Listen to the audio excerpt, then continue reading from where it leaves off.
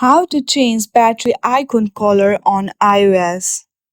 To change the battery color, first of all, what you need to do is launch your settings on your device. Once you are on your settings, simply scroll down there you will see accessibility, tap on that.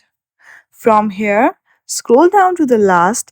At the bottom you will see pre-app settings option, tap on it. From here, select Add App and choose Home Screen and App Library. Then go through the home screen and app library.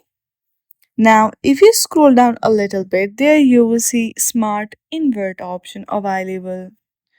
Go through it and make it to on.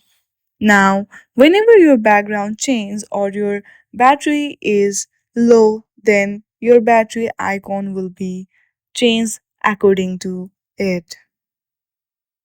In this way, you can easily change battery icon color on your iOS. I hope you like this video. If you like this video, then please do not forget to like and subscribe to our channel. Thank you for watching.